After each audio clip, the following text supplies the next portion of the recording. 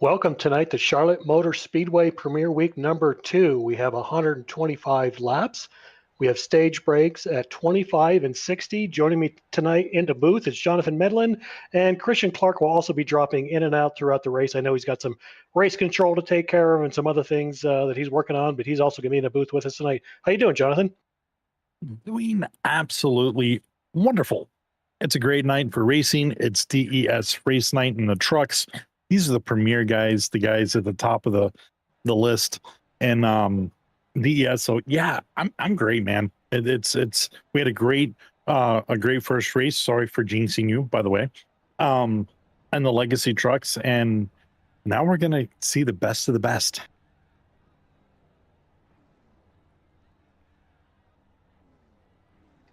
Starting in row. Go ahead. Go ahead. Go ahead. Looking at the starting lineup here, we have the 88 Hunter Davis with Chuck Burley in the 4 on his outside.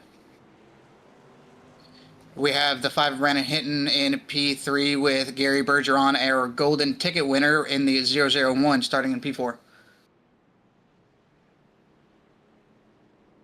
P5, we got Max Dinda in the 48 and another golden ticket winner in P6 with Ryan Godfrey.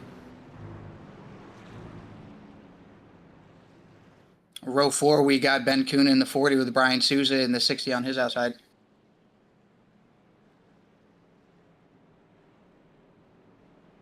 Row 5, we got the 59 of Matthew Tennant with Craig Noel in the 63 on his outside. Row 6, we have Todd Perrant and Jonathan Geist. Row 7, we have John Crosby and Thomas Long. Row 8, Charles Connor and Mark Holloway.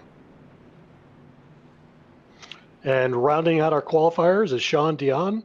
And something new this year, it's mandatory qualifying for everybody. So, I'm not sure if we didn't have any qualifiers. I think we may have had one, and he may not be in the race. But, as Jonathan mentioned, this is the best of the best. These are our premier drivers, invite only application process. And we also have 2 tonight. Golden ticket winners from the previous race. They finished in the top 3, so they are here tonight, and they have qualified up front. Great job, guys. Indeed. And I'm, looking at the top 5 with Hunter Davis and Brandon Hinton being up there, and yours, of course, your son Max Tenda. That's a pretty hefty top 5. These are all great drivers and have very fast trucks and know how to handle these tracks.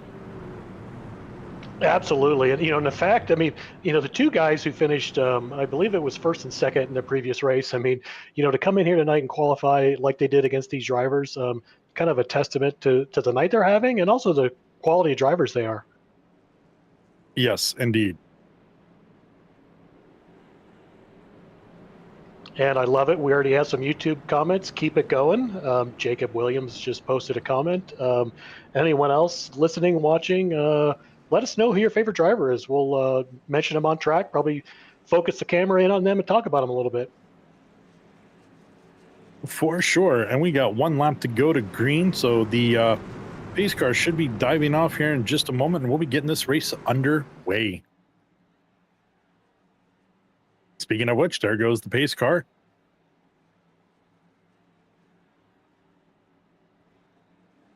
We are green, and it looks like Hunter Davis is going to get a good jump off the rip and get this race started out in front and hold on to that number 1 position.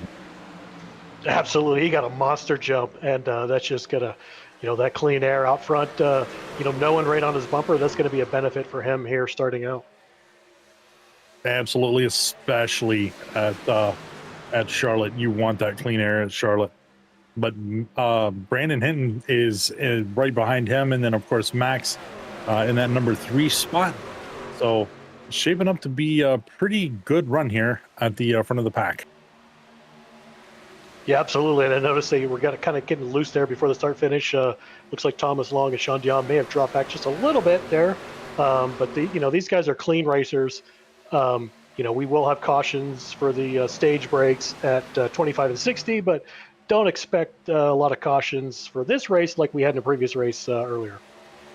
and don't expect a lot of cautions like we had last week at We Don't Talk About Daytona. What happens in Daytona stays in Daytona. Yes.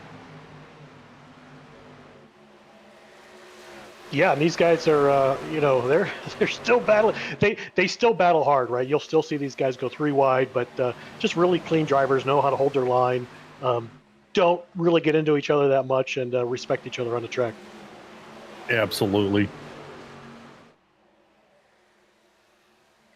Boy, and that for Hunter, that quick jump. I mean, he's still kind of maintaining that same lead on the 5 car there, and 48 and 4 kind of battling it out for that 3rd spot. I just want to point out that we did have a couple people who had to serve penalties. They got end of line starting this race, one of which is the beer run racer John Crosby in that 73 machine. He actually started in P17 because of his EOL penalty, and here we are 4 laps in, and he's worked his way all the way up to 10th place. Indeed, and that just goes to show. We've said last week, Christian, that Crosby runs a fast machine, knows how to handle these tracks, knows how to save tires, and he's showing that tonight as he's moved up that many positions in the first 4 laps. Yeah, for anybody listening, I mean, we've done a couple of new things this season. I mean, one of them is mandatory qualifying. If you don't qualify for a race, the next race, I believe you're an EOL.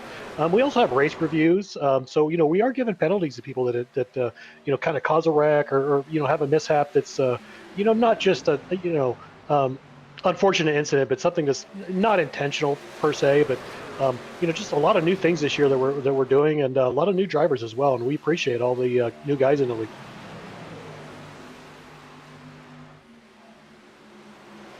Yeah, the race committee here has spent a lot of time. We really appreciate the hard work that they do. They take a lot of time outside of the scheduled racing, sit down, talk about stuff, bring stuff to the table. We put everything up to vote. We want to make sure that everybody feels the same way about what we're doing. And we've revamped our rules a lot, and so there are a lot of new things that are going on this season that we haven't done in the past, and handing out penalties for stuff like not qualifying or being the cause of an incident. We're hoping that gets these drivers to where they think more about what they're doing out there on track. You got 85 laps to go, and you're trying to shove it 3 wide, and it's just a low percentage move, and you accidentally get into somebody and cause a wreck because you're just being really aggressive out there. Well, going forward here, that aggressive driving that can impact others' races is going to start being penalized, and that's what we're seeing here tonight with some of these guys getting EOLs. Yeah, and great feedback on that. Kind of the new rules and everything that we're working through, and as we're talking here, these guys are, boy, it's a really tight pack. They've kind of mixed up a few positions. Max has made it up in the 2nd. Brandon's fallen back into 6th. A couple of these guys, Jerry's still, I mean, in the 001, but he's in the 1 car with his paint. He's still hanging in there, and I don't know. What do you think, Jonathan? I mean, these guys it's a pretty tight pack. It is a tight pack, and Brandon sliding back does not surprise me. He likes to get back in the middle of the pack, kind of watch what's going on in front of him, and kind of plot how he's going to make a move later on in the race. Yeah, absolutely. And this is my first full season driving. I'm actually on Brandon Hinton's team, and so is Todd Prunt back in 12th. And both of those guys, and guys like Jordan Tross, and there's some others, they're really good at saving early on. I mean, he got down to that bottom line. He was up top for a little bit. He'll save his tires. He'll save his stuff. Like you said, watch everybody, and he'll make his move when he can.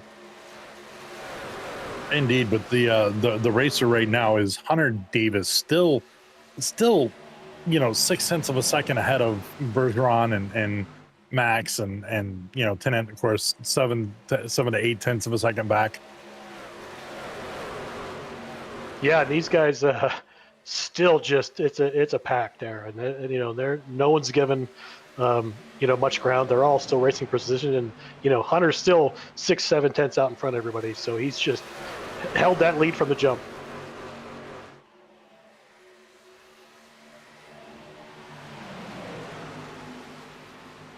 12 laps in, and our first stage break is at 25. So these guys can probably run as hard as they want until that first stage break, and they certainly are running hard. Absolutely. Tire fall off here is not that big of an issue. I went out and I ran 23 laps for practice, and I'm going to come in here if I can figure out how to do it. There we go. And look at my tires, and my tires after 23 laps were not bad. It reset it because of some reason, but running 23 laps, I felt completely comfortable out there. Yeah, and even for the second stage break, it'll be 35 laps. Of course, you're going to lose 2 under caution, so they won't be that hard a lap. So, they could probably make that second stage break just fine. And I'm guessing fuel will be the limiter on the final stage. Yeah, well, and there's a few guys out there that use the old clutch tactic to save on fuel. But yeah, that's the fuel planning is definitely going to be the max factor coming down on that last stretch after the Ford. He's turning into the 59. Big wreck coming onto the front stretch. Oh, and someone else was spinning after that as well. And I think the 59 was getting a little squirrely just before that happened, or sorry, the 56. I'm not sure the numbers. It happened so fast. I come back here and take a look from the 59's perspective.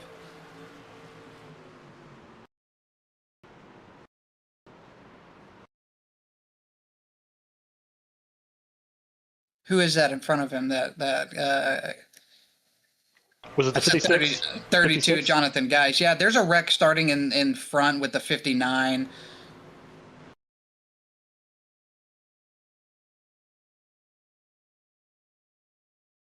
This is going to be our look here. The 59, he was a little loose before they made contact.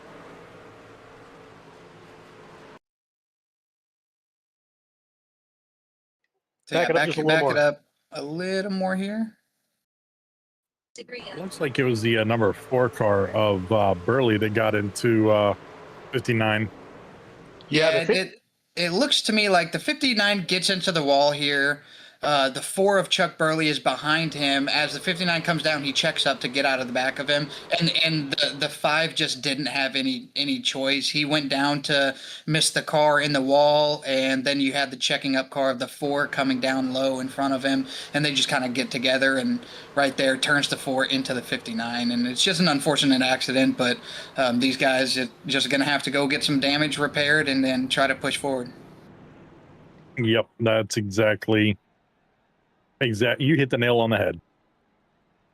Yeah, it's an unfortunate incident. I mean, I think it all started when the 56 car, scraped the wall and bounced off a little bit there. I mean, that kind of chain reacted everything else that happened.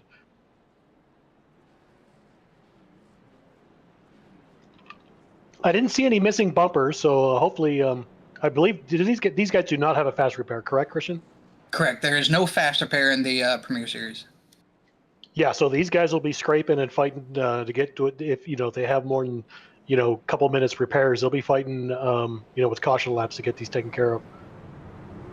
Yeah, we come around turn 2 onto the backstretch, lap 17 of 125. We'll go to a quick commercial break as these guys get lined up and some of these guys get damage fixed, and we'll be right back in Chicago. We're at Charlotte this weekend with DES Premier Series.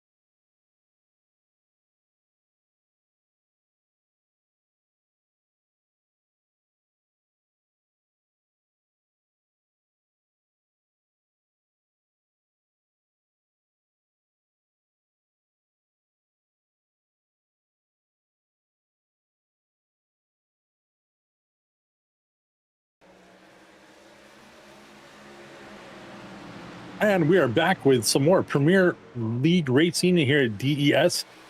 And it looks like Hunter Davis gets out to the early jump. Max Stenda in second, and Brandon Hinton is going to be pulling up in third. Tight pack, though, back there from third back. Yeah, absolutely. And these guys, just like they did at the first start, I mean, they're going to keep it tight back there. Everyone battling for position. I love watching these guys race. I love watching them race as well. We are 20 laps in, 5 laps from the first stage break. Jeff, any early predictions on who you think might have a chance of taking this race? I never rule any of these guys out because, even from the start, as we talked about earlier, the 73 car, had the end of line penalty, jumped up, I think 8-9 positions and 10 laps or so. Even the guys right now who may have some damage getting repairs, I don't rule any of them out. Obviously, Brandon's my teammate. He's always a closer, but I don't rule out Hunter just kind of holding this, down till the end. Yeah, I agree with you 100%. Hunter Davis is a strong racer. All these guys are strong racer. I mean, Gary Bergeron proved in the Legacy race that he's a strong racer and getting that golden ticket. So, I mean, there's a lot of top guys in the DES leagues that are out here tonight, and any of them really could take it. Yeah, as we're talking, Max is pushing Hunter right now. These guys will get stage points, right? These points count. So the top 10 are going to get points. I believe it's 10 down to 1. First place will get 10, second 2, 10th place will get 1. So they're fighting. These points matter for these guys in the playoffs. And you mentioned that battle between Hunter and Max. That's a tight battle right there. Yeah, absolutely. And, Max is working that high line to make the pass. The high line can be effective here. You're going to wear your tires out a little more, but, Max is probably thinking, heck, I'm going to get new tires in 2 laps anyways. Let's just go for it. Yep. And, Brandon moving back up now, and he's up in third, trying to push up on the backside of Hunter Davis as well. Yeah, and even behind them, where you got the 5 and the 1 fighting for a third position there, you've got the 69 and 63. They've been battling for the last few laps coming here to the closing of our first stage. We'll keep an eye on all of these guys and see where everybody kind of pans out. Yeah, absolutely. And maybe one of you two can comment. I know you had the other feed on. Hunter just gets into Max just a little bit, or Max may have come down. Matthew Tennant is back on track, correct? With 5 laps down. Correct.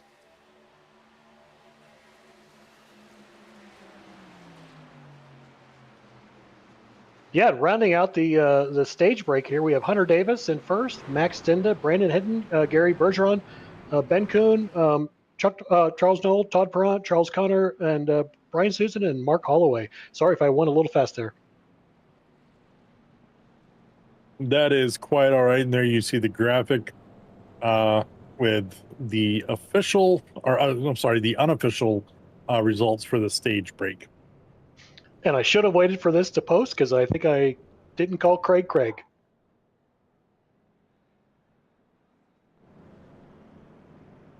It's one of the fun things. I know we're going to probably take a commercial break here. We'll wait for our producer to call it out.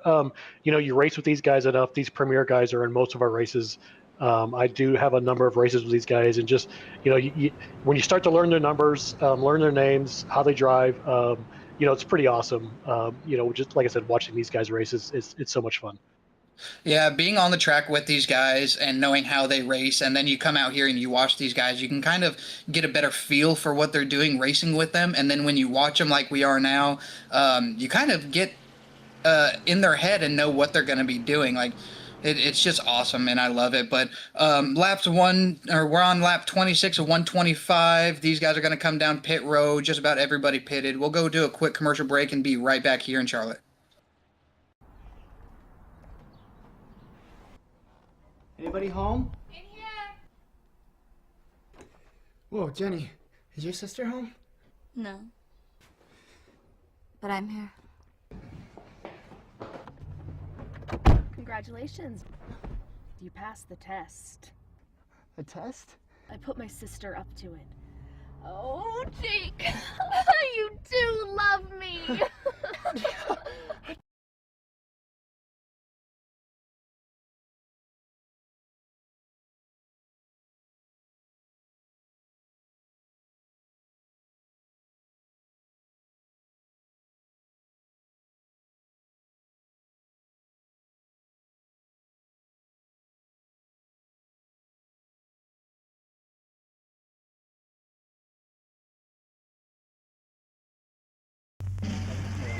Hey, son of a gun! It's refreshment time!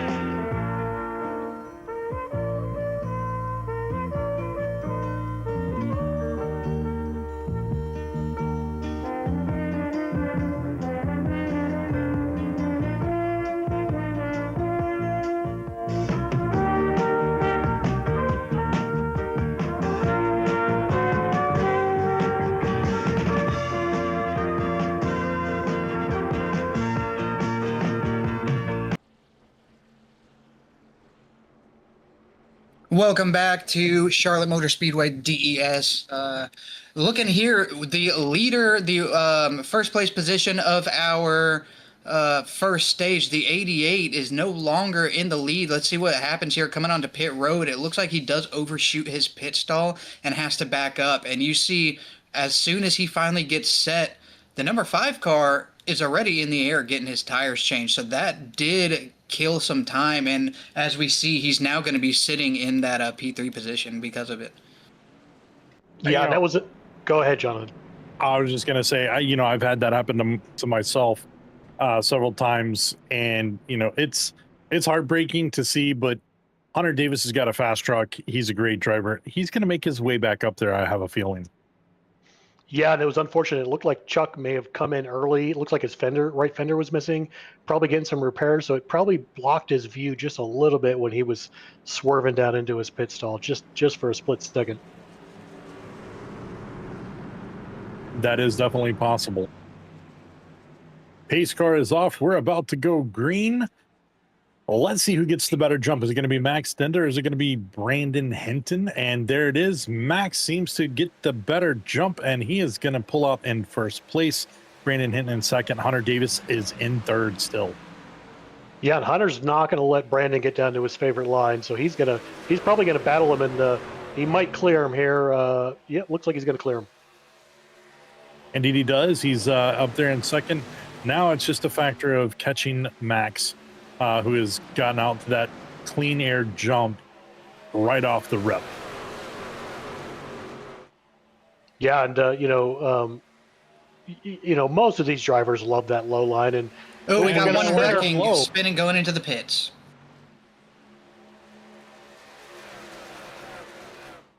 Might be a single car incident, so we are staying green.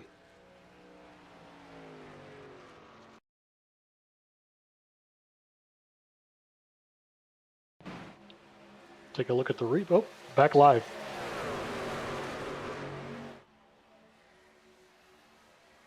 Yeah, we all caught it out of the corner of our eye. He may have just gotten a little loose, and don't know if someone turned him, but he definitely was doing a little lawnmower in there.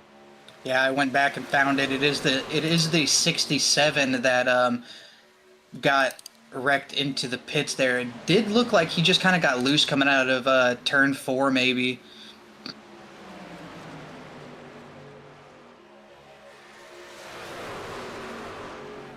Yeah, and we currently have 12 cars on the lead lap. Sean Dion is in 12th. We have a couple of cars, one or multiple laps down. Max is in the lead. Hunter and Davis and Brandon Hinton are tight on his tail. Yeah, to round up the top 5, Bergeron and Chuck Knoll. For the top 10, we got Ben Kuhn in 6th, Todd Parent in 7th, Mark Holloway in 8th, Thomas Long in 9th, and John Crosby in 10th. Yeah, and Ben is one of our fellow broadcasters. Obviously Hunter does some broadcasting and a million other things for the league. But we love calling out our fellow broadcasters when they're racing. Absolutely. And, going back on that too, with what Christian was saying a moment ago about the behind the scenes, the race committee, I just want to give a big shout out and a huge thank you to those guys for what they do. They put in so much time behind the scenes that's not seen, and they manage to race and broadcast. So just big shout out to you guys, and thank you so much for what y'all do. Yeah, absolutely, and I'll second that. I mean, the, when these guys are doing race control and they're racing and they're clearing black, like you know, I have trouble sometimes, turning my tires off before I pull into pits, and these guys are doing multiple things while they're racing, while they're not racing, in their spare time, and we all appreciate it. Yeah, huge shout out to Hunter Davis doing exactly what you just said, running race controls, running his car, racing, and winning races. Yeah, absolutely. And as we're chatting away about these guys, I mean, you know, Max's lead is not much. Hunter and Brandon are tight on his tail. We have the 001. He's running to one. Bergeron, one of our golden ticket winners. Our second golden ticket winner is currently one lap down. But these guys, they're all straightened out. Hopefully we can make it to 60 here with just some really fun racing. Indeed. Looking back here, all the way in the 12th position, we got the 32 Jonathan Geis. He just made a good pass on the 3, trying to slowly work his way, get caught back up to the field, and try and get as much position as he can. But even though these guys aren't up in the front, they were still battling pretty hard, and it's nice to see that a lot of these guys stay in it even when they're kind of that far back from the lead pack. Yeah, absolutely. And for both of those guys, even in Brian Sousa in 10th place, 9 seconds behind. I mean, they can make it to 60, not going a lap down. They'll get caught right back up to the field. Yeah, the 60 being in 10th place, he's 5 seconds behind. That's putting him about 3.5 to 4 seconds behind the car in front of him. His lap times are going to remain consistent. He's kind of off pace from everybody else, but he is a master at running consistent and maintaining his tires and his fuel. So, part of his strategies, go out there, stay out of all of the congestion and possibility of making contact with drivers. And I guarantee you watch, he'll be up in the top 5 before you know it. Yeah, absolutely. And as you were talking there, I mean, was that Charles Connor or Jonathan Geist that was kind of on the infield going really slow? Maybe has some damage, probably taken care of. That was Charles Connor. Yeah, he probably has some really really bad damage.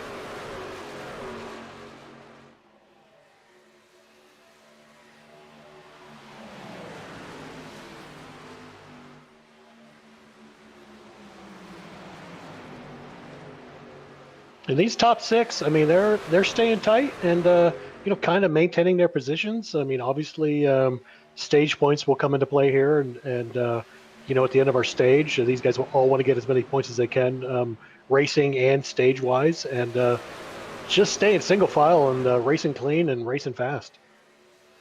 Yeah, and Hunter Davis he's really knocking on that back tailgate of Max there. He's cleaning that gap quite nicely.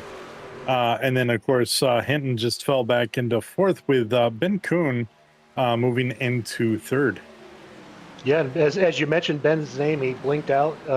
You may have jinxed him there for a second, but he seems to be running fine now. And that's one of the things about, this league. I mean, obviously we run fixed setups, so everyone's on the same playing field. Everyone's got, you can make some minor adjustments to your brakes, but that's about it. That's the only thing you can change really to try to gain an advantage. But, your setups at home, or if your network glitches or, you got some technical issues. I mean, that's about the only thing that's going to throw a monkey wrench at these great drivers. Absolutely. And, you mentioned the simming equipment. Most of these guys are running SimMagic or Moza, the top tier brands, and it makes a huge difference. Yeah, I'll write that off as the reason why I don't finish in the top 5 every race. I'll write that off as part of the reason as to why I can't get any smoother lap times.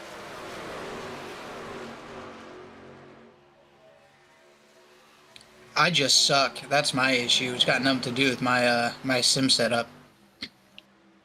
Yeah, that's kind of what I was alluding to on myself.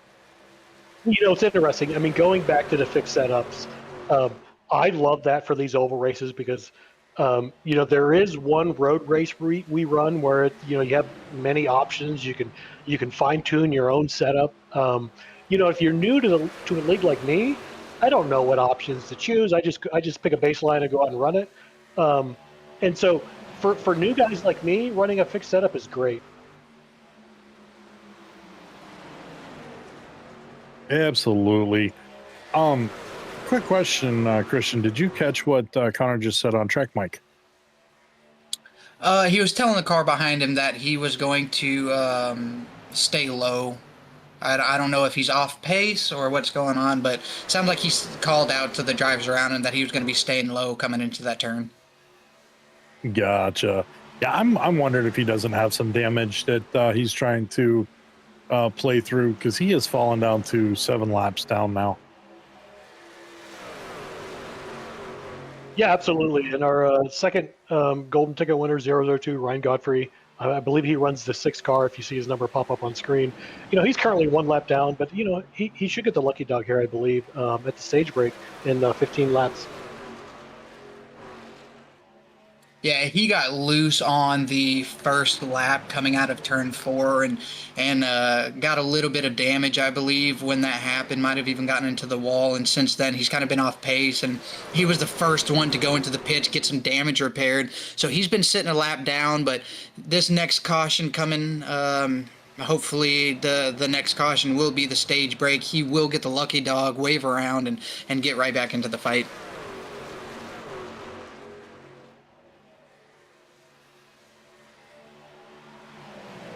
Yeah, and the top 8 are all within 2 seconds, less than a second and a half of each other. The top 5 are all within a second, so they're all kind of keeping each other in check. Again, looking for stage points.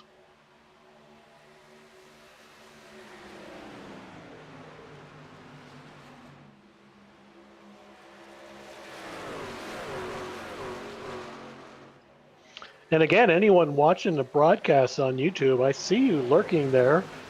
Jacob has been the only one to post a comment, but I know we got some of our racers. We have some family members probably watching.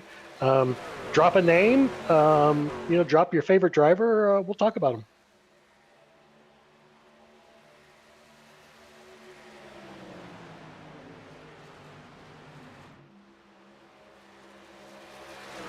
Boy, and Hunter. I don't know if he'll make a pass here on Max, but he's probably a little mad at himself for that pit stop, and he's going to be looking to get that back at the if not before the stage break, after the stage break.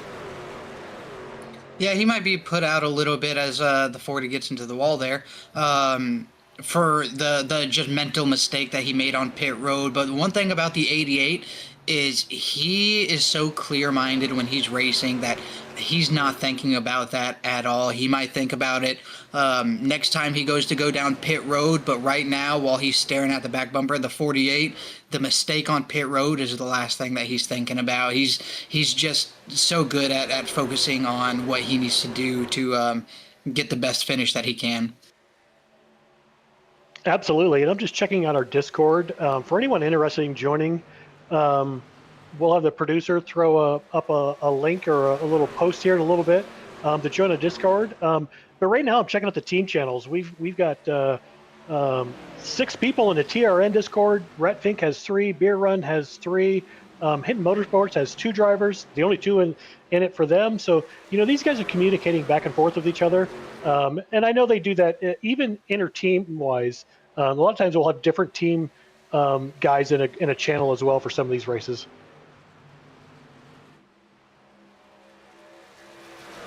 Yeah, having the individual team channels for all the teams that drive out here is huge. When I'm part of Beer Run Racing, when we're in that team channel during the practice, we're sitting there talking about what line runs the best, what are you guys running for your setup on your brake bias or your steering input, just trying to figure out what's going to be the best for us to, oh, we got one loose on the front stretch. Let's see what happens here with that. That was a 69 Todd Perron. He does collect it. No incidents there. Is good on everybody else to check up, man. But anyways, and then during the race, we're sitting there talking about, hey, you know, that we're going to pit here. This is how much fuel I've got left. The last pit stop, my tires were X, Y, and Z. You know, so we're talking the whole time, and having that team communication is huge and can make a big difference in the race. Absolutely, especially for new drivers. Jonathan's just a little bit newer than myself, but I'm pretty new to the league as well.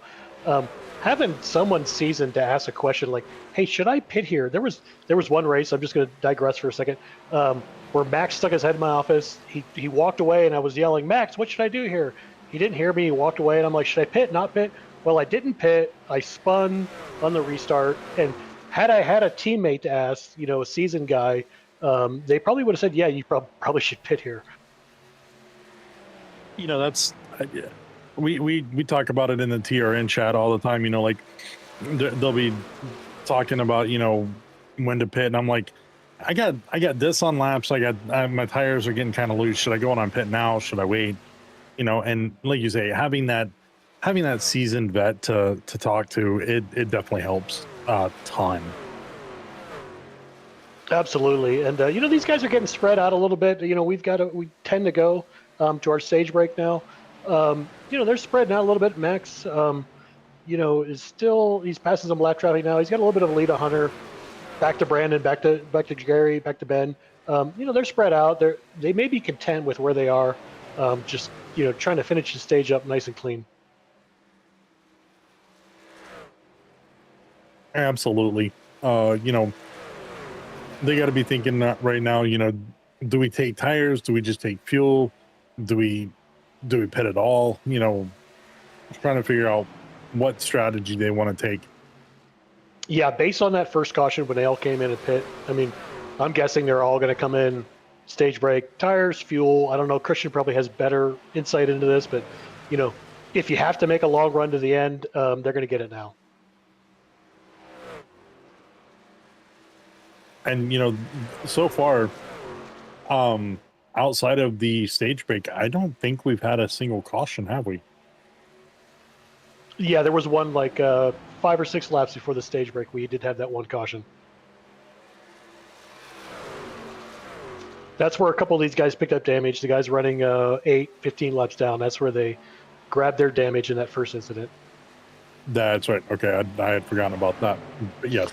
And they're going 3 wide. I know our producer probably switched to most interesting. And these guys they are tight. Managed to save it. We almost had a wall scrape there. But yeah, watching these guys go 3 wide is pretty exciting.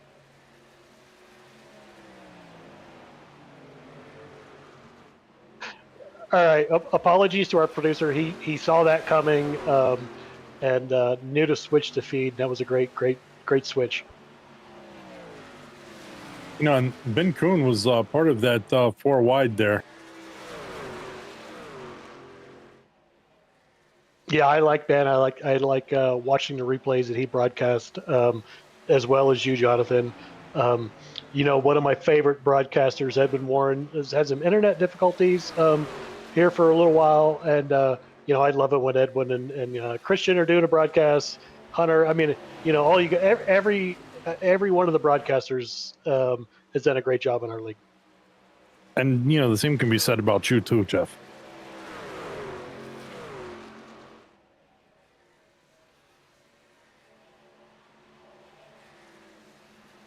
And we've got 5 to go to stage, or that's the stage break.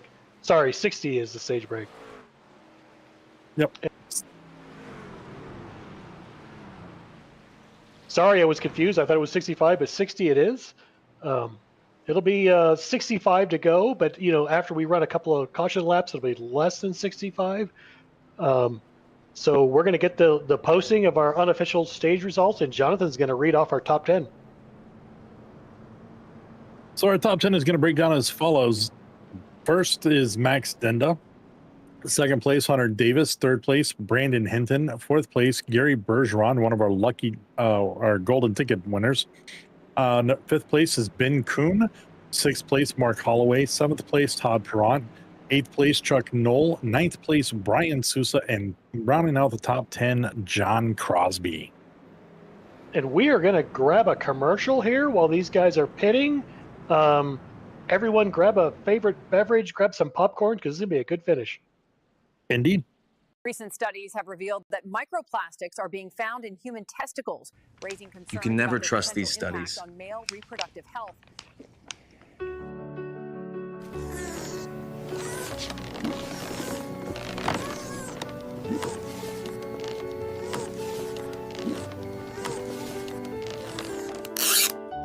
Who's hungry?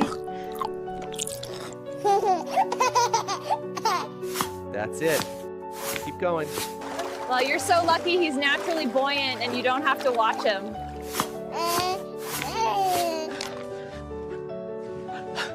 Is it Bob?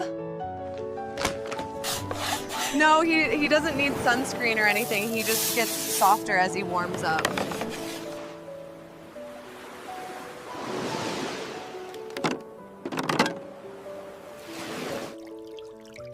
Bob, you're leaking. Bob can't play. If he gets hit, he'll dent. Don't let plastic end up in landfills. Reduce, reuse, recycle.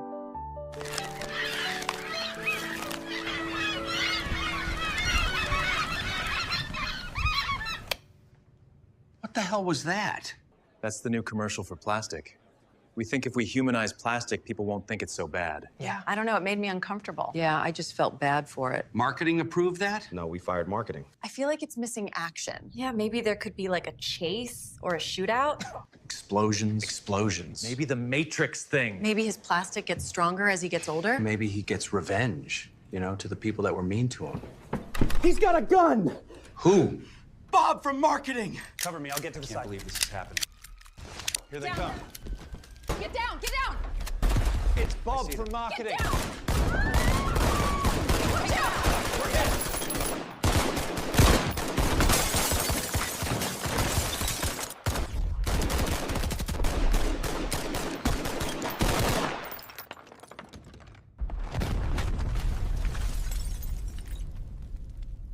Oh, hell yeah. Now that's what I'm talking about. So that whole first half was like an origin story, right? Should we greenlight it? Yes, but not for TV. Put it on social media. Where it can go viral.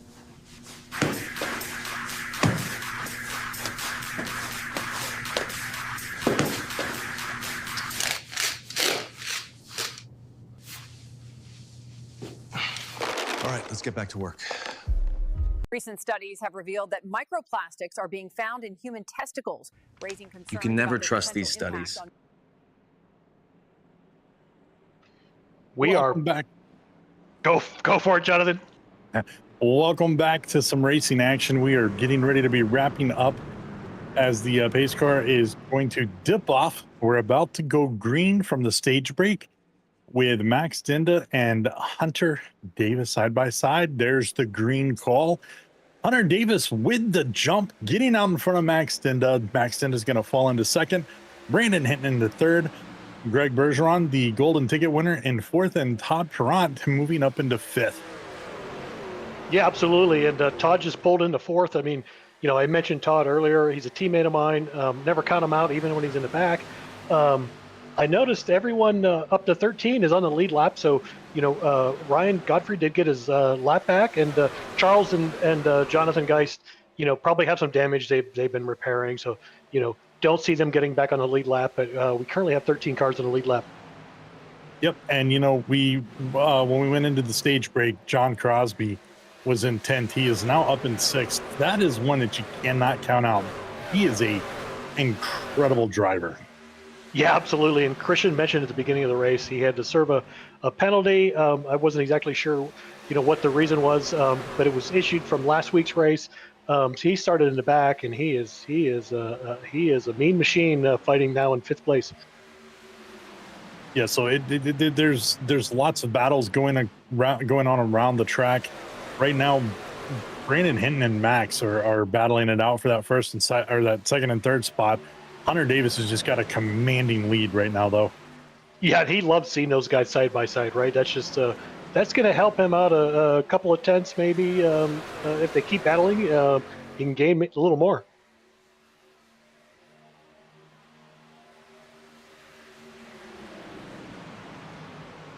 John Crosby now up into fourth. Yeah, I was just watching as he was trying to make that pass on Bergeron. They're battling for that fourth and fifth spot pretty tight. Bergeron's back up into the fourth now. Todd Perront down to sixth. Yeah, and Bergeron's sending it on the high side. I wouldn't be surprised. He's carrying some momentum with that move.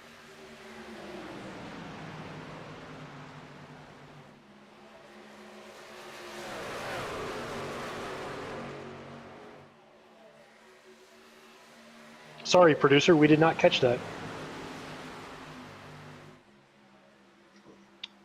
Yeah, and for those, we've got another comment on the YouTube feed. Rebecca Dinda, the mother of Max Dinda, currently running in second, and my wife is commenting on the channel. And we would love to see some more comments from those of you watching.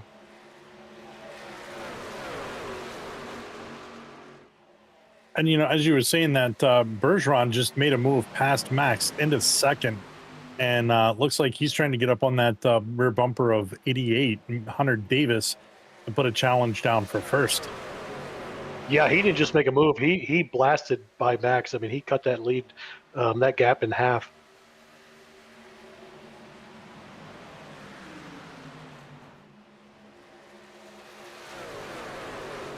And again, kind of like the end of the stage, the top six are single file, and the next pack of four, they're in a pretty tight pack.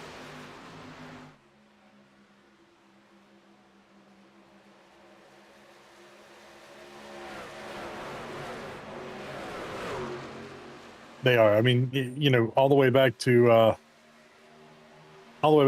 four. They're less than a second. Well, not five now. They're less than a second behind the lead. Yeah, absolutely. And this last stage is going to be interesting.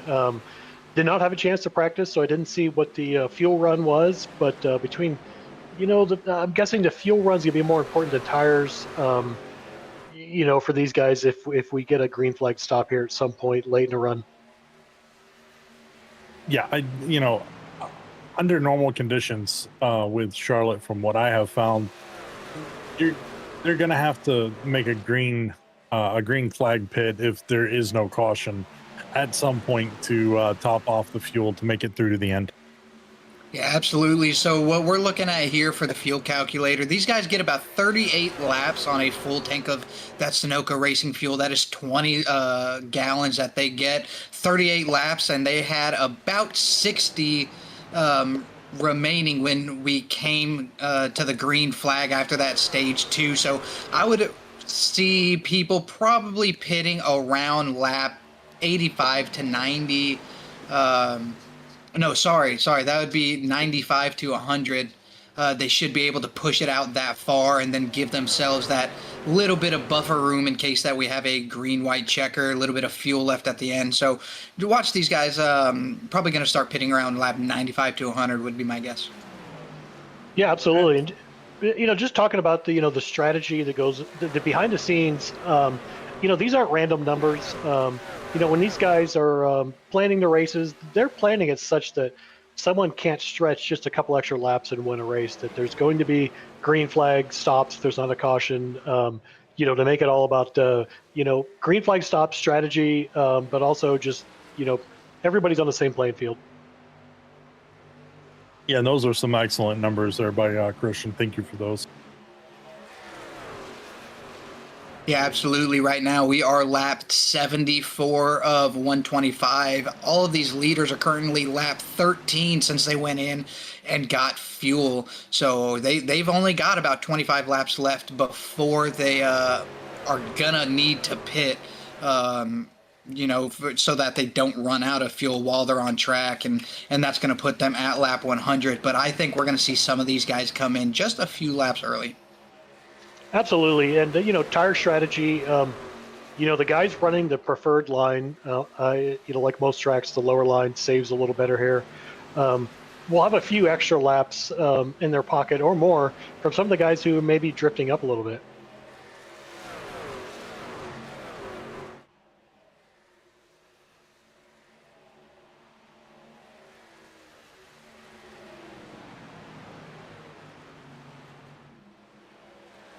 And we just had our Charles Connor 67, I believe that was, telling these guys he can stay down at the bottom. He's got damage. He's behind pace. He's going to let these guys know how to pass them on the corner. Yeah, and that's really nice when you have drivers who are heads up like that. He knows that the leaders are coming around him, and so he tells them where he's going to go. So that way these guys don't actually lose time battling to get around that lap car, because what you don't want to see is a lap car get in the way and hinder your P1, P2. If he wouldn't have said where he was going and left the 88 to guess where he was going to be on track, that would actually slow him down and give the 001 of Bergeron time to catch up to him and go for a pass, or just being closer to him to set up a pass later on. Yeah. At the time that he called that, Bergeron was actually right on the bumper of Hunter Davis, so it could have cleared it up to where he would have had a chance to make a pass. Yeah, Max is giving Bergeron here a run for his money. We'll see if he can get on the inside and take the kind of the preferred line here into the corner. And I don't know if it's from that lap car or not, but the 001 of Bergeron does look like he might be off pace just a little bit, and I think the 48 senses that. He might know that, he's coming to 20 laps on these tires. Either he's slowing down to conserve, or he spent what he had getting up there to that second place, and the 48's going to try to capitalize on that and make a move. Let's see what he does here coming into 3.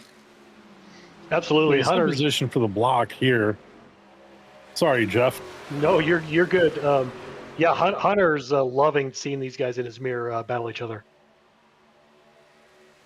He is, but as I was saying, Max made that move to the lower line, blocked Bergeron from being able to get to that lower preferred line, and is trying to make that move to get around him right now. Yeah, unfortunately for the one car, I mean, the longer he sticks out there, the more wear that's going to put on his tires. Now, it's not going to be 10 laps, but still additional wear. It's kind of a negative effect on you.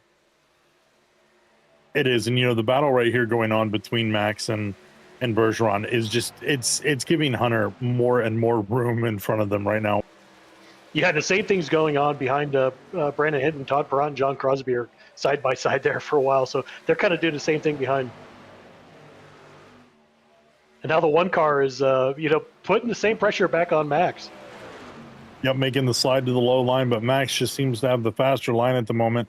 And that's what we were just talking about with the tires. He spent all that on the tires on that high line that it gave Max just enough to be able to stay in front of him and keep him from being able to push that low line and try to get back around Max. Yeah, absolutely. And he's 5/10 ahead of Brandon. If he can hold that spot, even though he may have used up his stuff, that's still a pretty good position to be in. When these guys come in to make their stops. Indeed. So just a quick throwdown of a number. The current lap that Hunter Davis just ran, he ran a 31.19.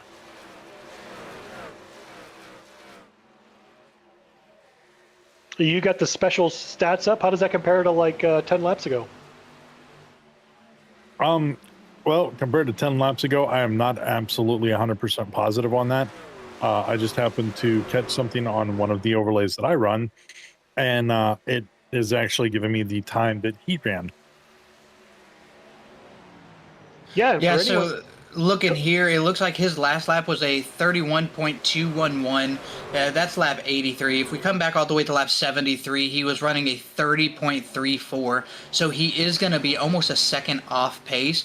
But the truck behind him is also lap 83 was 31.2, so they're pretty close. And then lap 73 was a 30.5, so he too is almost a second off pace. So you see that these guys, the tire wear on each of these tracks is different. Some of them will make you tight, some of them will make you loose, some of them you can drive your line like normal, you're just going to be slower, and that's going to be the case here at Charlotte.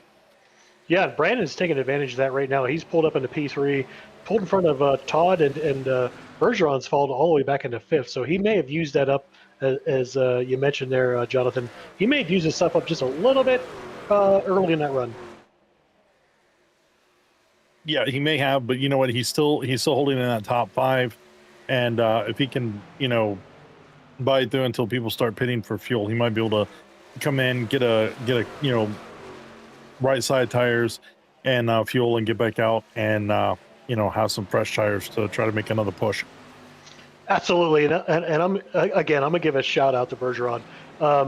If I'm ever lucky enough to get a golden ticket and I'm running in 5th place at lap 86, I will be ecstatic.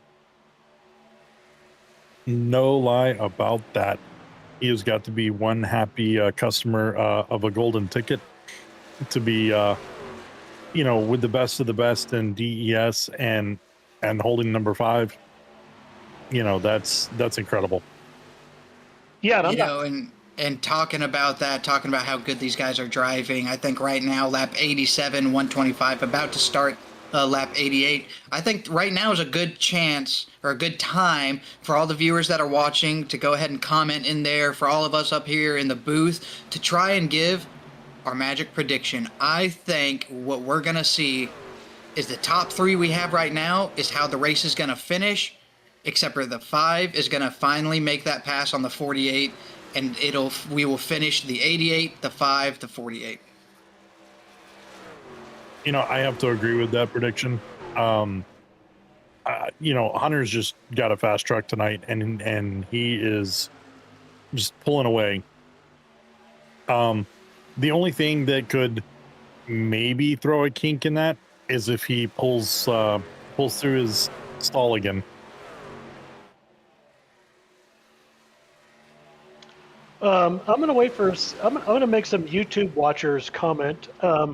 But I won't rule out, based on this long run, the 5 and the 69, from what you guys just commented on, if, one of them doesn't sneak in front of the 48. Yeah, the 48 definitely seems to be off pace. The 69 of Todd Perront, he's one of those silent racers, we haven't really seen him do anything crazy, make any kind of ridiculous passes. He's passing people. He's just doing it quick and quietly, and here he is right there in the back of the 5, waiting for the 5 to pass up the 48, who is significantly off pace compared to those guys, and we might end up seeing the 48 get pushed back to 4th here pretty soon. Yeah, absolutely, and I'm not going to discount somebody who started in the back of the pack. He somehow has my favorite number, could be related to a birth year, John Crosby. I would not be surprised if he finishes in the top 5. That's very possible. Crosby is definitely a man who knows how to work his way up through the pack. And pit window is now going to be open for all of these drivers. We just started at lap 92 of 125. If they decide to pit right now, caution comes out.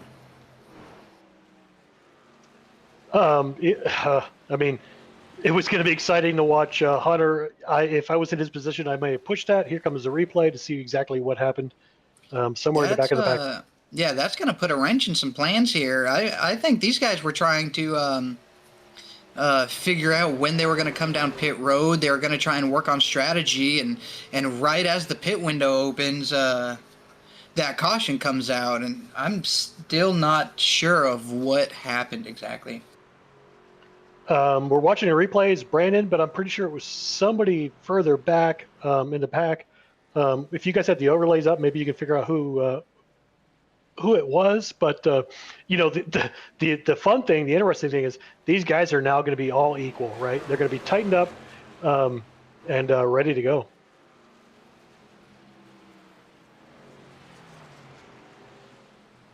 Yeah, I'm sitting here right now trying to see if I can pinpoint what happened and where.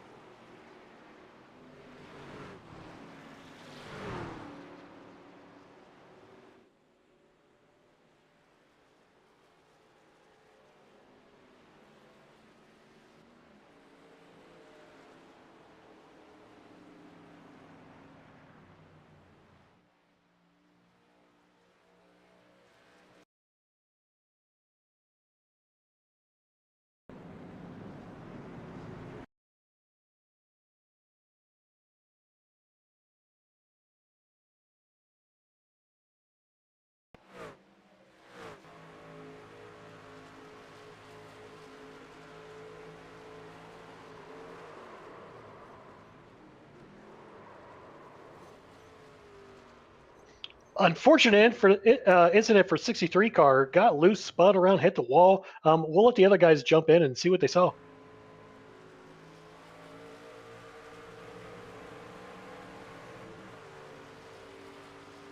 Back it up just a little bit.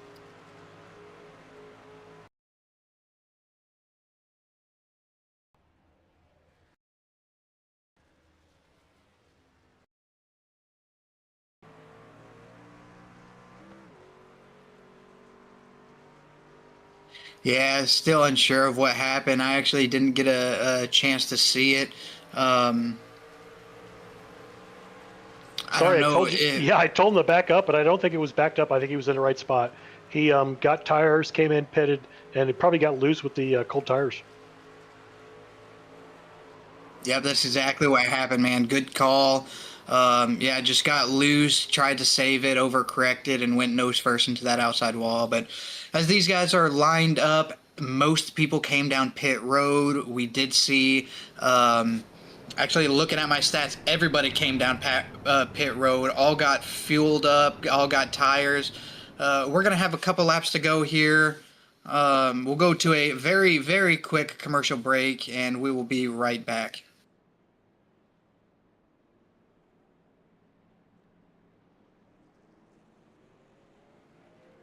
Sweet. Nice. Now only got one lecture. Do you have any idea what time it is? Sour Patch Kids. Sour, sweet, gone. Hey, come on! Hey, come on! First, they're sour. Come on! Then they're sweet. That's cool. Sour Patch Kids. Sour, sweet, gone.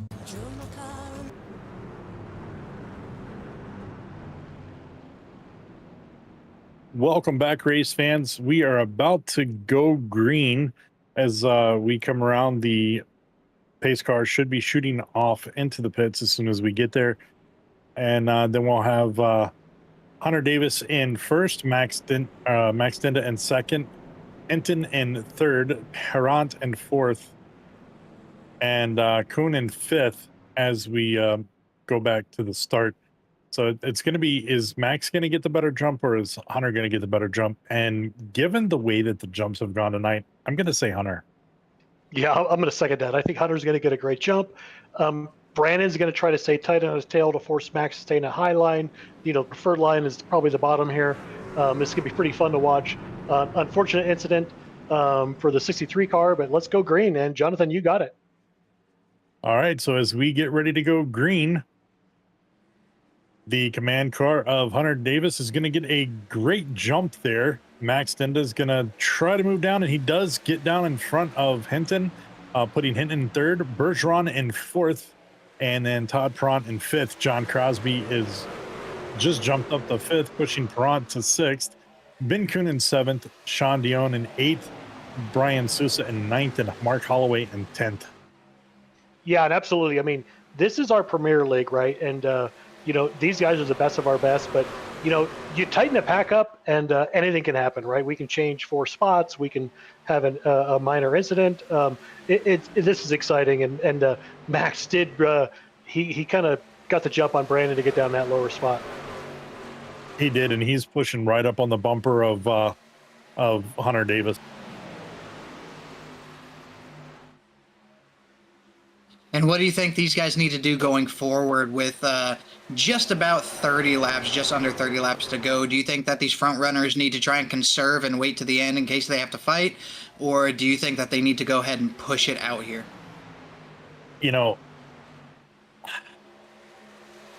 Max is got to be thinking, I got to make this push and I got to go for it. Hunter's probably thinking, dude, would you get off my bumper so I could conserve? So, really, Hunter is in a position where he's going to have to do whatever Max and Hinton do behind him. But I think Max is definitely going to try to make the push and make the move on Hunter. Yeah, absolutely. And being Max's dad, he's all gas, no slow, right? But Brandon just behind him, he's the cold, calculating. I'm going to save just enough to pass one or two of these guys at the end. And don't look now, but the 73 is in 5th place. Kind of he didn't shove the one car Bergeron out of the way, but he got right up on his bumper. Well, and Bergeron had to take that high line, and now he's kind of starting to fall back a little bit again. But and moving forward now, but that that he's got to get back down to that low line and try and conserve some tires. Yeah, and as we were talking about him getting pushed up there, he's blasted his way up into 3rd with that high line. Absolutely. But with 25 laps to go, him pushing it that hard on that high line, risking wearing down those tires faster than the guys that are diving it down to the bottom. Do you think that's smart, trying to make a play that early? Well, the same thing kind of happened on that last run, right? He blasted early, got up there, and then he lost some spots later in the run. So we'll see if that happens again. Yeah, and I honestly don't think that was an intentional move to the high side. I think he drifted up there, and when he did, Crosby just kind of moved in and blocked him off from getting back down. Yeah, absolutely. That's what I saw. Crosby kind of took advantage of that and kind of pushed him up there. And he said, "Okay, now that I'm up here, let's see what I can do with it." And he made some pretty good moves. He did, and he wasn't high side quite as long as of course, he's back up high side now, but he wasn't up high side quite as long as he was the last go round. So he probably didn't burn as much on the tires, playing it a little bit more conservative. I think he may have learned his lesson the last go round to not run it so hard up there. Yeah, and as kind of mentioned earlier, the 73 car started at the back of the field. He is not saying slow. He is going for it. And he is saying, "I'm going to take everything I can." Yep, he's the one that has said, forget it all. It's down here to the last 20 something laps. I'm fixing to make my run. Yeah, I love to see a driver, forced to start in the back from something that happened last week and just saying, I'm going for it, and I'm going to get everything I can out of this. Thank you very much. Yeah, and this is some pretty exciting racing. Watching the 73, how he was able to run that top line. He was able to get past the 48 and the 001. He's been running that top line anyways, and he said, you know what, I'm going to take advantage of this. I'm going to stay behind the 73, and the 48 ends up losing 2 positions to them. Yeah, and I would, shout out to my teammates, Brandon, Todd. They're really good at saving, but, the problem is when you're saving and you got 4 cars in between you and a leader, I mean, did you save enough to make the move? We'll see. Well, I mean, this is Brandon Hinton we're talking about. And shout out, Brandon posts all these videos online. Anyone wants to watch them. He's got a YouTube channel. I think it's Brandon Hinton Motorsports or Hinton Motorsports. Check it out. Shout out to my teammate. Thank you for the free advertising.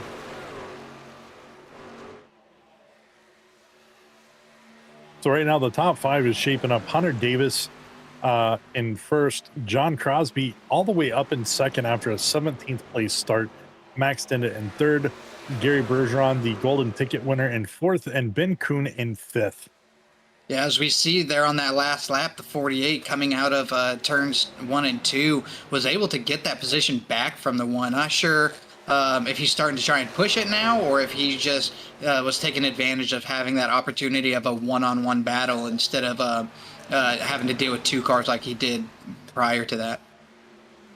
Yeah, and I think I know a little bit how Max thinks. Not really, but he sees that 88 car pulling away, and he's like, "I gotta go," because he's just going to get way out there. Yeah, and he's trying to do everything he can to find a way to get around Crosby. He was trying to get to that high line earlier, and just couldn't make it around Crosby to get around him on the high side. But now he's up there and trying to take advantage of that high side and making his way back around Crosby in a second. The interesting thing is Max and I went to the Cup race in Charlotte, and we watched the whole weekend, and there were a lot of Cup drivers that were just rim riding the wall, which is kind of counterintuitive to what we do as Max now pulls into second.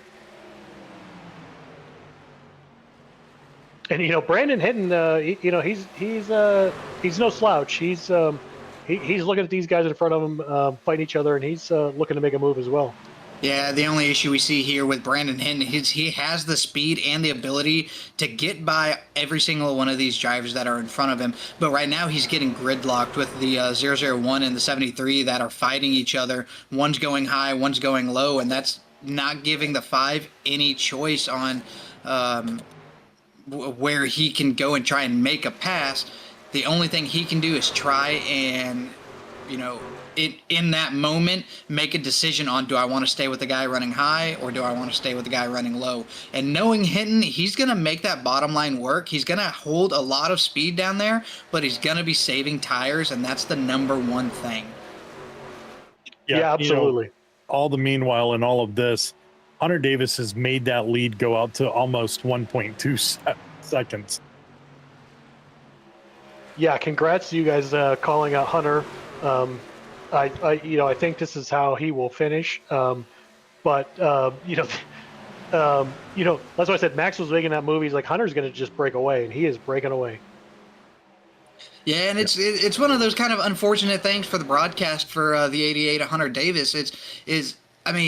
He's doing so good. He's up there. He's got a 1 second lead, a little over a second lead from the rest of the pack, but he's up there by himself. He's got clean air. He's not fighting anything. All of the excitement is in his rearview mirror.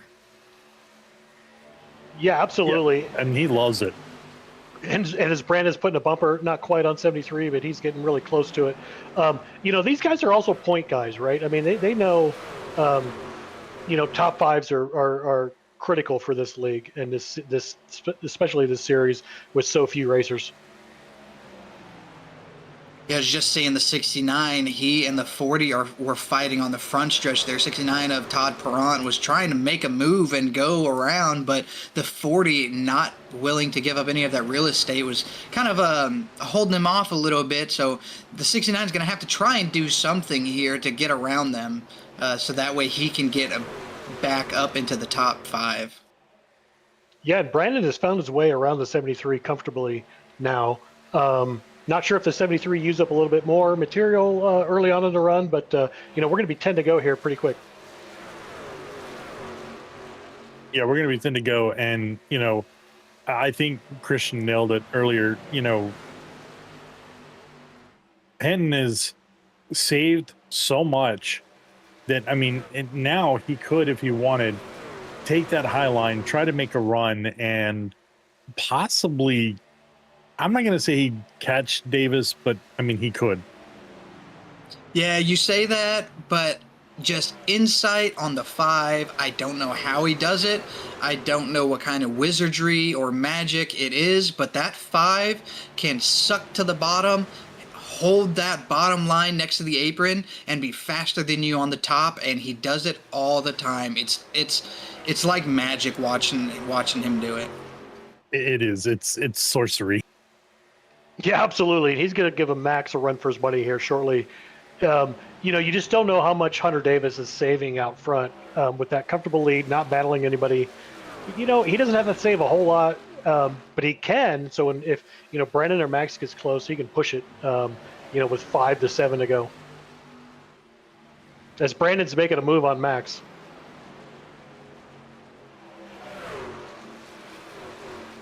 These guys are kind of like pilots in a sense when you think about when it comes to nicknames for them. These drivers can't just come out here and give themselves a nickname. That's kind of a little a little silly, but you know, people like the fans and the broadcasters, you can give these guys the respect or you know, the joking that is due. Last season we called the 5 Mr. Consistency. This season I'm sticking with Brandon Hinton is now the Magic Man, because he's able to stay to that bottom, he's able to hold a ton of speed, and he got around that 48 no problem. Yeah, I agree with you 100% on that. It'll be well, time will tell if he can catch the 88. The 88 hasn't had to battle anybody since the restart, right? So he's probably got the best set of equipment on the field as we look back in the pack. And these guys still battling behind. No one wants to give up any advantage to anybody. But Brandon Kuhn, Kuhn has moved all the way back to 7th place from where he sat earlier, and someone's down on the apron. Yeah, it looks like the 63. Yeah, he's 4 laps down, so he's probably just getting out of the way. I just want to shout out some of these drivers that have been working their tail off. Mark Holloway, he's sitting in P10. He ended up having an EOL at the beginning of this race, and he's been able to work his way all the way up to the top 10, which is no easy feat. These Premier guys, they're all excellent drivers and have earned their way in here. You got 9th place, or he's worked his way into 9th place. Now you have Sean Dion in front of him. Excellent driver, been patient and pushed his way all the way up to the front. Ben Kuhn, he's been really consistent. He's been battling a little bit, giving and taking, and been staying right about where he is now. Brian Souza, I mean, he started middle of the pack, and he's worked his way all the way up to 7th, and he's not done yet. No, and you know, Bergeron in 6th place, you know, coming in as a golden ticket winner, doesn't race with these Premier guys on the Premier circuit all the time, and to hang in there and to be in 6th place with 5 laps to go, that's impressive. Yeah, it's absolutely impressive. It's just a testament to that man's driving skills. But as you were talking about that, we see the 5. He kind of got hung up a little bit behind some lap traffic, but he is catching the 88. We have 4 laps to go. I don't know if that's going to be enough for him to close this 6/10 of a second deficit. But there for a minute, I mean, the 88 had to start getting nervous.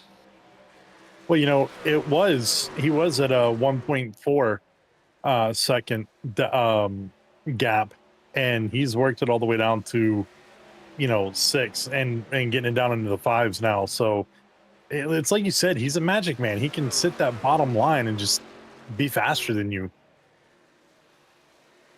Yeah, and I think advantage Hunter for being out in the lead without having to battle anybody, you know, he could probably save in front of the 5, the 48, 69 car, 73. And just sit there comfortably looking in his mirror and not having to worry about it.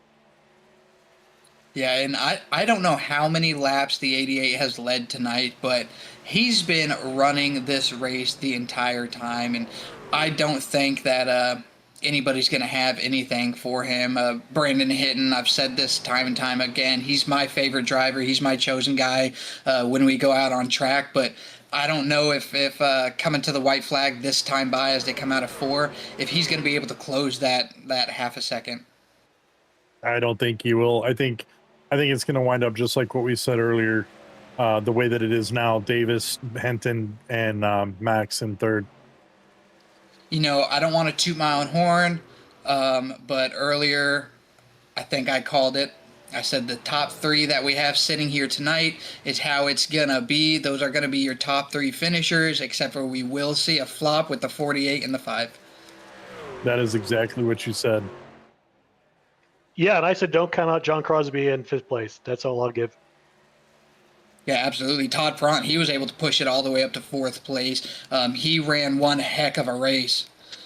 But I mean, congratulations to these guys going through our top 10. You got Ben Kuhn in that last 10th place position, Mark Holloway that 56th and 9th, Sean Dion in 8th, Brian Souza working his way all the way up to 7th. Our first golden ticket winner, Gary Bergeron, he is in 6th. Our top 5, John Crosby, the 73, 69, and Todd Prawn in 4th. 48, Max Dinda, taking that third place last podium position. The 5 of Brandon Hinton in 2nd, and our race winner here at Charlotte Motor Speedway, the 88 of Hunter Davis.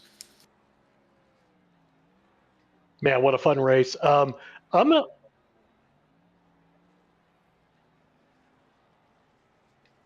That was such a fun race. I'm so glad I got to be in the booth with both of you guys tonight. Look at these guys spinning out on track, having some fun. I'm going to let you guys handle the post-race interviews. Sounds good. It was a pleasure having you in the booth with us tonight, Jeff. As always, it's great to work with you. This was an exciting race.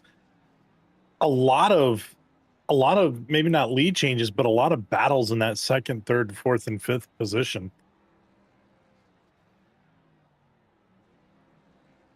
Yeah, as these guys do their burnouts, we're going to go ahead and bring up our 3rd place finisher, the 48 of Max Dinda.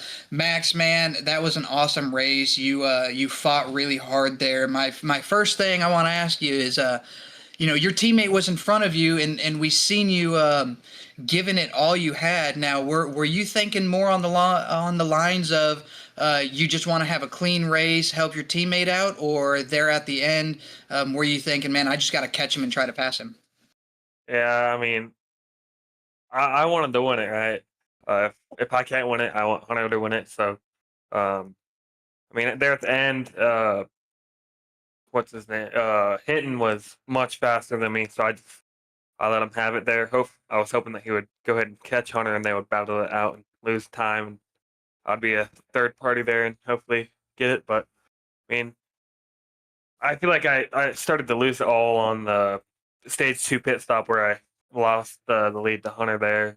I mean, just could never get it back. So, yeah.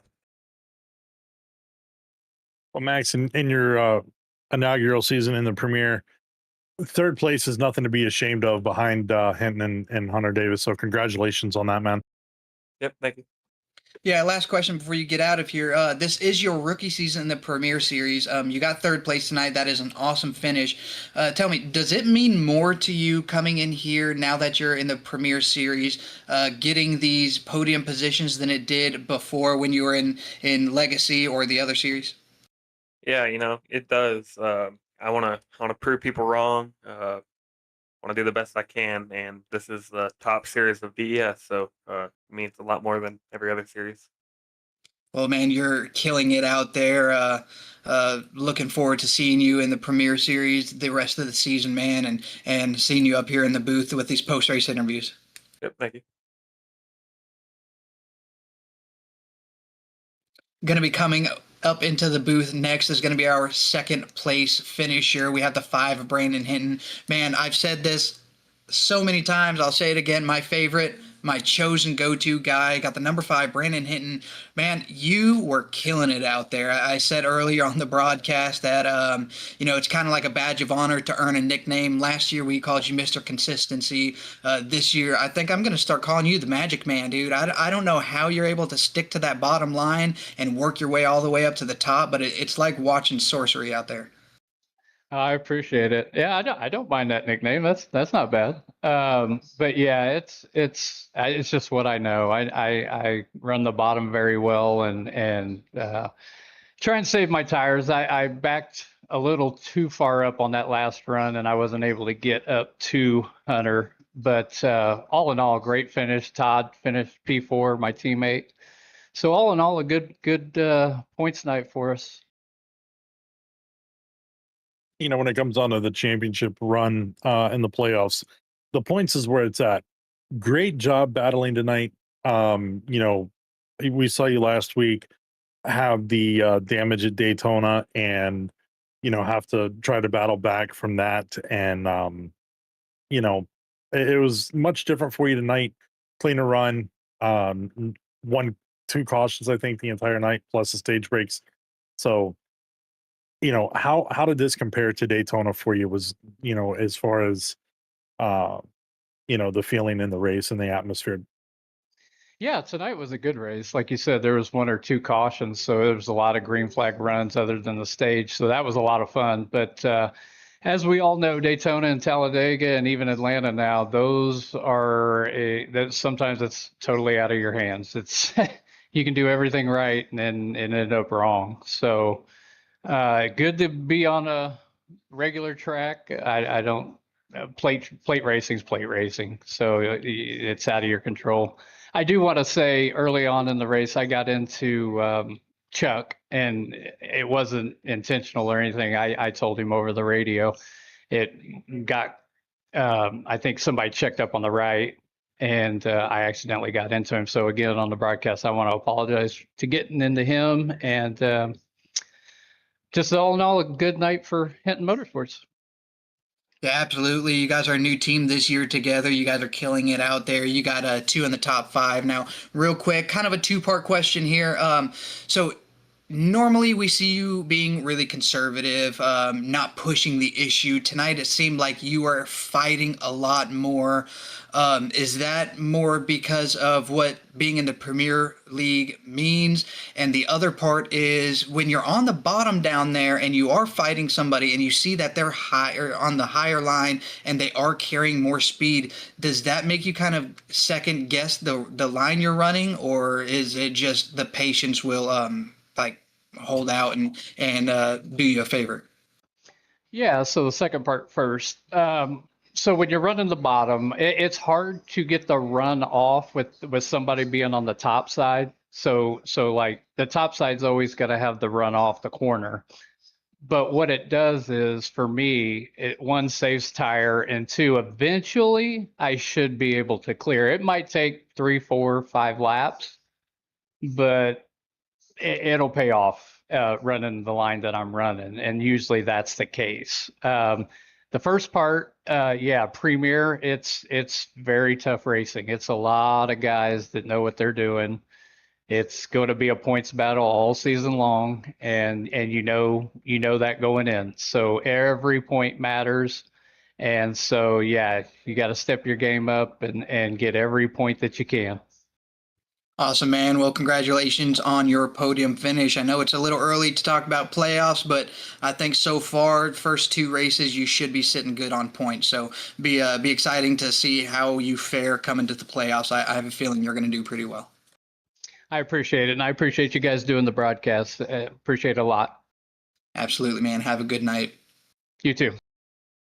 Now, coming up in the booth next, we are going to have our race winner, the 88. He is a proven racer. He is a championship driver.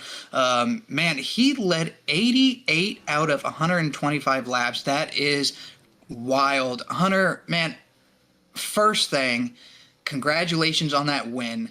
Second thing, coming to lap, I think it was 92. I can't remember exactly. Man, that caution had to throw everything you had planned out the window, man. How, what was going through your head when that happened, and how'd you adjust fire for what you had to do to win this race? I mean, yeah, definitely. I mean, we were talking in our team chat for probably 20 laps prior, and trying to figure out a strategy. Calculating the fuel window. And so, we had decided, what, we're going to pit on lap 97, I think is what we came up with. And then that caution came out. So, I mean, thankfully, the caution did come out when we were within our fuel window. So it didn't necessarily hurt in that aspect. But the part that it really killed was that gap that I had set. Usually you can use that gap to extend it. Once Charlotte, you get extended, it's a lot harder to catch somebody. Yeah, I mean, all in all, it went. It was a really smooth race. 88 laps led, number 88. I think that's kind of cool, but yeah, that is awesome. I didn't even think about that. That's one for the books there, man. My last question for you before I hand it over to Jonathan is, There at the very end, I mean, what was going through your mind? We seen that Hinton was able to pass your teammate the 48. He had a 1.6 second gap and was able to close it to 3/10 before you caught that lap traffic. What was going through your head at that time? And I mean, do you think that that lap traffic might have helped you out there? I mean, I think it kind of went both ways because basically I was kind of pacing my lap times off what he was running, try to stay within a tenth or so. The lap traffic, so it definitely hurt me. I went side by side, and then we were on exit, so I wasn't able to get a good exit of the corner, and he ran me down to 3/10 right there. But then when it went back to they were side by side, it was kind of the same thing. So it ended up evening out. Before I encountered the lap traffic, we were about 7/10, and then after lap traffic was through, we were about 6/10. So it kind of hurt both of us equally in that aspect. Well, that kind of took the question that I was going to ask because I was pegging down the same lines, but I do want to say, as a teammate, congratulations, and thank you for bringing a victory home to TRN for the Premier Series. Yeah, I mean, like I say, he kind of took my question that I was thinking about, but congratulations, man. Hey, I appreciate it, man. That was some awesome racing out there. Excuse me. We had a few cautions that definitely were at poor timing for us and the team, but everybody worked really well together, man. It was easy. Once I kind of got that first jump in the first stage, I kind of wanted to keep that lead, and then we had a yellow come out, which kind of set me back a little bit, and I had to race a little bit harder. And then second stage, I was just kind of playing a little, I don't want to say cat and mouse game, but I was just kind of, ticking down the laps. And all in all, it all worked out. The strategy played in my favor. Actually, real quick, I do have one more question for you. Just thought about this. When we seen you win stage one, you come down pit road. We even showed a replay to kind of blast you. You missed your pit box and you had to back up a little bit. Does that play into anything mentally while you're on track, or do you kind of just try to put mistakes like that behind you and move forward? I mean, I'll just kind of throw it in the rearview mirror. Yeah, I was a little upset. I don't remember who it was. Somebody was in a pit box right there, and it was hard for me to see mine because we were all lined up. So when I come there to pull off into my pit box, I wasn't really able to see where the lines were until I had that that barrier right in front of me, their drop sign. So I mean, yeah, I kind of once it happened, shucks, that sucks, and let's move on to getting those positions back. Thankfully, I still restarted on the inside and was able to get back up to P2 and go from there. Awesome, man. Well, congratulations on your first place finish tonight. Yeah, I'm gonna jump in real quick. Didn't want to jump in for my son or for my teammate, but congratulations, 88, the Swiss Army knife, the guy that can do it all. I appreciate that, Jeff. I appreciate y'all putting on this broadcast, man. I can't wait to go back and watch it again. And thank y'all for all that you do. Thank you for all that you do as well, Hunter. We alluded to the fact of this during the race, but doing stuff with race control and the players meetings or the racer meetings and all of that, plus trying to manage your own vehicle and winning races. Man, thank you for what you do behind the scenes. Hey, I appreciate it, guys. Well, that is going to do it for us tonight here with DES iRacing Premier Series. The winner, the 88 Hunter Davis, the Swiss Army knife himself, El Presidente, just killing it out there, leading all them laps. It was a really fun race. Jeff, I appreciate you stepping in here, man, and kind of taking charge while I was trying to do a little bit of race committee or race control stuff. Jonathan, a pleasure always having you up in the booth. Damon, killer broadcast, man. You make it fun, you make it easy for us, and I appreciate you. And for all of you guys that watch the race, we appreciate everything you guys do. Don't forget to tune in tomorrow night. We are going to have the next gen cars. That's going to be a good race. Yeah, it's always a pleasure to be in the booth with you as well, Christian and Jeff. Hey, good job, guys. See ya.